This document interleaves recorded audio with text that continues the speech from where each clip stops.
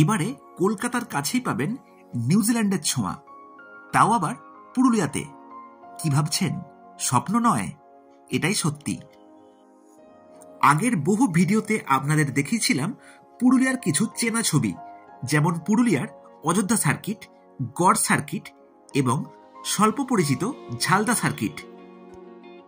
কিন্তু যদি আপনি চেনা ছকের বাইরে গিয়ে প্রকৃতিকে উপলব্ধি করতে চান, তাহলে এই ভিডিওটি শুধুমাত্র আপনার জন্য।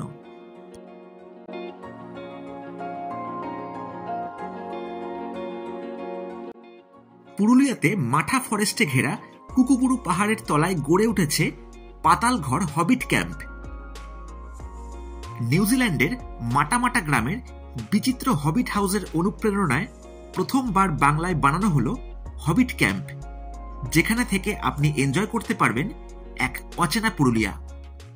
খালি স্ট্রাকচারটা একবার দেখুন, মনে হচ্ছে মাটি খুঁড়ে একটা রুমকে পুরো গেঁথে দেওয়া হয়েছে। দেখুন, এইবার আপনাকে দেখাবো একদম ইন্টেরিয়ার ভিউটা রুমের কেমন হয়।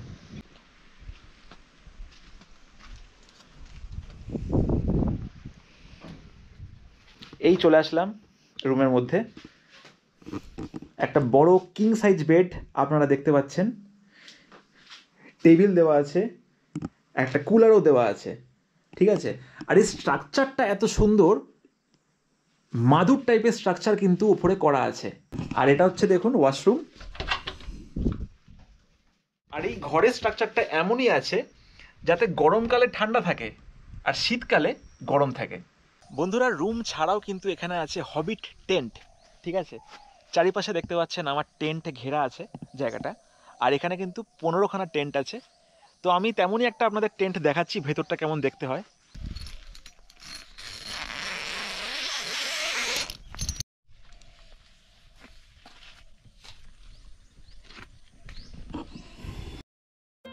অযোধ্যা পাহাড়, বামনি ফলস তো হাতে থাকলোই, এছাড়াও যদি আপনি রোমাঞ্চ পছন্দ করেন, তাহলে জঙ্গলের মধ্যে দিয়ে ট্রেক করে পৌঁছে যেতে পারেন বাদলি ধাদি গুহা, আড়াল কানালি হিল টপ এবং ডাউরি নালার মতন নাম না জানা সব নতুন জায়গায়।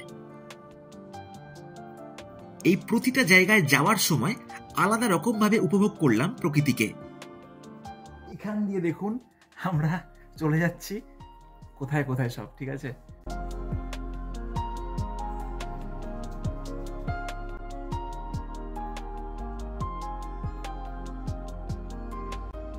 পাতালঘর ক্যাম্প থেকে আড়াল কানালি হিল টপ এবং বাদলি ধাদি গুহা একদিনেই এক্সপ্লোর করতে পারবেন।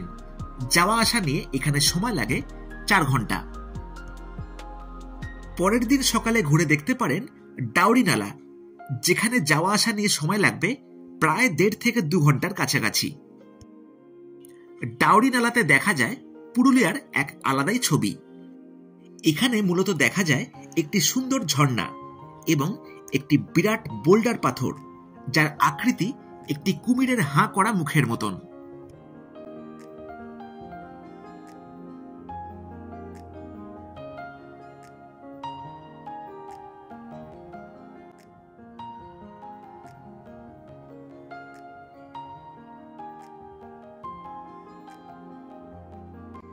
পাতালঘর ক্যাম্পে আসলে রাতের বেলা এনজয় করতে পারেন জঙ্গলের নিস্তব্ধতা, যার জন্য এখানে আছে নাইট ট্রেলের ব্যবস্থা।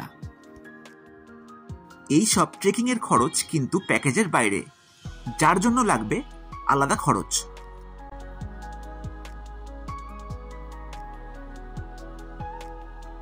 হাওড়া থেকে রাত 12:05 চক্রধরপুর এক্সপ্রেসে চলে আসুন বরাভূম স্টেশন, যেখান থেকে যে কোনো গাড়ি ভাড়া করে চলে আসতে পারেন 20 কিলোমিটার দূরত্বে পাতালঘর হবিট ক্যাম্প।